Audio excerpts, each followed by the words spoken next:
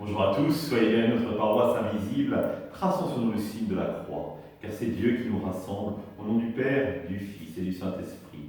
Amen. Prions pour nos frères et sœurs malades.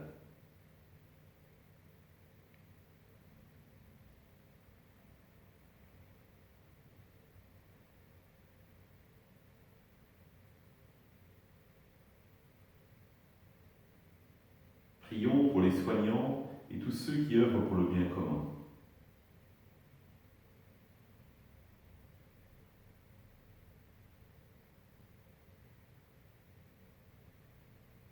Prions pour tous ceux qui sont en angoisse, la solitude, que l'Esprit Saint vienne les visiter.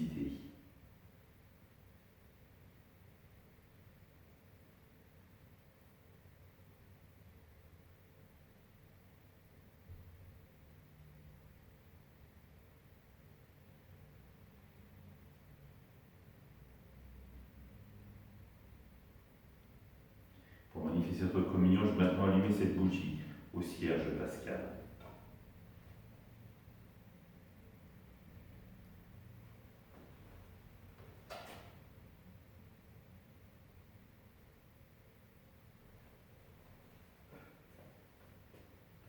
Dans l'évangile de Marc, Jésus disait à ses disciples : est-ce que la lampe est apportée pour être mise sous le boisseau ou sous son lit ? N'est-ce pas pour être mise sur le lampadaire ? Car rien n'est caché, sinon pour être manifesté. Rien n'a été gardé secret, sinon pour venir à la clarté. Si quelqu'un a des oreilles pour entendre, qu'il entende. Il leur disait encore : faites attention à ce que vous entendez. La mesure que vous utilisez sera utilisée aussi pour vous, et il vous sera donné encore plus. Car celui qui a, on lui donnera, celui qui n'a pas, on lui enlèvera même ce qu'il a. Acclamons la parole de Dieu. Louange à toi, Seigneur Jésus. Pardon ?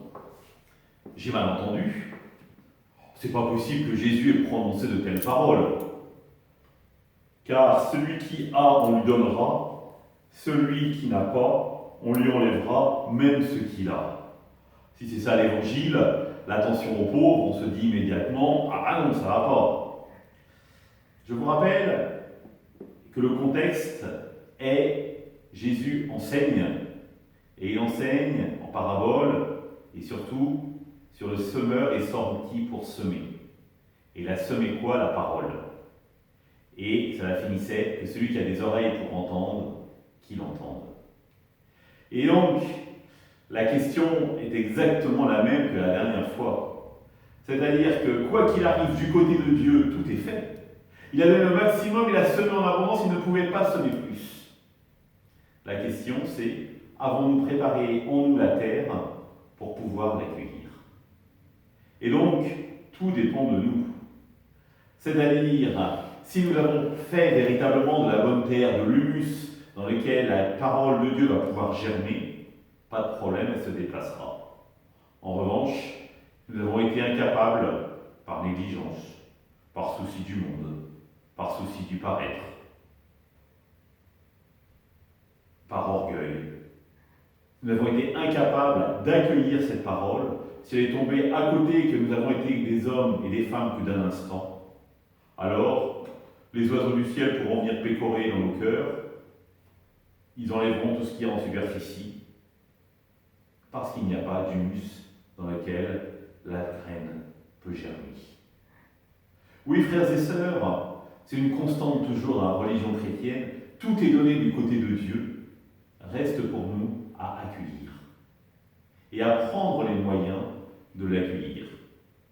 Et Jésus, durant tout le reste de son évangile, parce que là nous sommes au chapitre 4, va nous donner les moyens de dire qu'est-ce que c'est qu'accueillir la parole.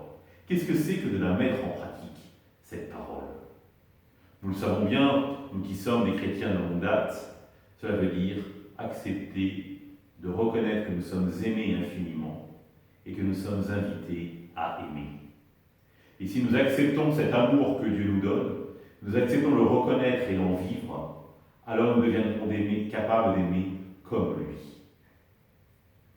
Oui, frères et sœurs, demandons aujourd'hui cette grâce de reconnaître l'amour de Dieu au cœur de notre vie et de lui demander, à notre mesure, d'aimer par la force de son esprit, comme il nous aime. Ensemble, nous le prions.